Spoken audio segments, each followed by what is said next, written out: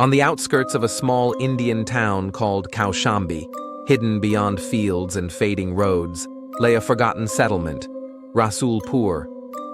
Most of its homes were made of mud, the streets unpaved, and silence hung in the air like a shadow that refused to leave.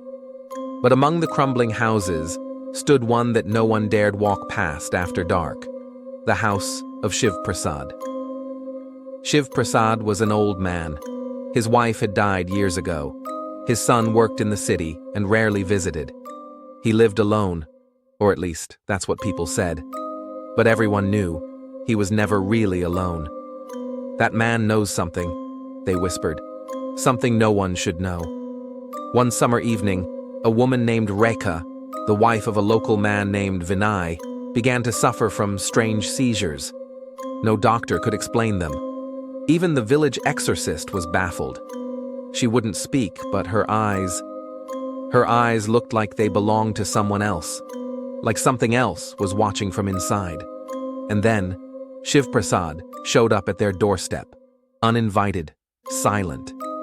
He looked at Rekha for a long time and finally spoke. "This isn't of man's doing," he said, "but there is a way, though the cost is not small." Desperate, Vinay agreed without hesitation.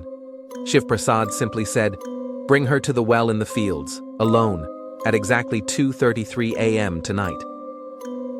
That night, darkness fell heavier than usual. The cold crept in, bone deep. Vinay, trembling, carried Rekha through the fields to the old well. Shiv Prasad was already there, crouched beside a small wooden box. He opened it. Inside were 7 lemons, a rusted iron nail, and a red thread that moved on its own, as if alive. No wind, no breath. But it swayed. Shiv Prasad began the ritual. The chants he whispered were not from any known language, just sounds that trembled the air and turned the soul cold. He circled Rekha with the lemons, drove the nail into the soil beside her, and tied the red thread gently around her neck. Then he went completely silent. And Rekha suddenly stopped shaking, calm, still, smiling.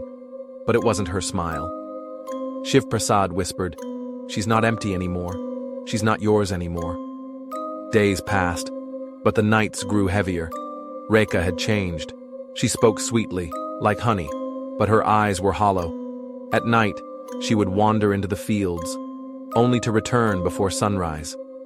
Once, Vinay followed her, but he couldn't keep up. When he returned home, Rekha looked at him and softly said, "What did you find? You can't touch my shadow." That night, Vinay was burning with fever. In his dreams, he saw a woman, wearing that same red thread, her face covered in smallpox scars, an iron nail hammered into her skull. She leaned close and whispered, "You gave me her, now give me you." But Rekha wasn't the only one anymore. Soon, other women in the village started changing. Some found their hair chopped in their sleep. Others saw white mist forming in their eyes. Some said their own shadows turned to look back at them. Children cried, "She's not my mom." But the women just smiled and whispered, "But we are." Someone saw it once, 3:13 a.m., 5 women walking in perfect unison down the dirt path. Eyes blank. Behind them, the ground was stained yellow with splashes of lemon juice. One night, Vinay stormed into Shiv Prasad's house, furious. "What have you done? This isn't a cure, it's a curse." Shiv Prasad looked up slowly, his voice barely a whisper. "You asked for help. I gave you a tatka, a ritual. Rituals are never free. You called her soul, and now she's in all of them." Vinay screamed, "Who was she?" Shiv Prasad lowered his gaze. "She was my wife. I buried her alive, because she started appearing in someone else's dreams. After that, the nights began to stretch longer than the days. At 2:33 a.m., laughter would echo from random houses in Rasulpur. Always the same laughter, from different mouths. Sometimes on the walls, there would appear fresh writing in blood-like strokes. "I am in all of you now." Children vanished. Hands were seen reaching out of the soil, but when dug, there was nothing. In a final gathering, Shiv Prasad told the villagers, "This place is no longer yours. The ritual didn't end. It spread. Now whoever dies here leaves behind only their body, not their soul." Exactly 10 years later, in 2022, a YouTuber named Rahul Sharma was filming a series called Abandoned Haunted Villages. He heard rumors about Rasulpur and decided to explore. The village was abandoned, but one house had its door slightly open, Shiv Prasad's. Inside, on the dusty floor, was that same wooden box. Rahul turned on his camera and opened it. The lemons were still fresh. The red thread started curling around his fingers on its own. The camera caught a glimpse of his eyes, now pitch black, and a voice, almost a whisper, right beside him said, "Now, you're mine too."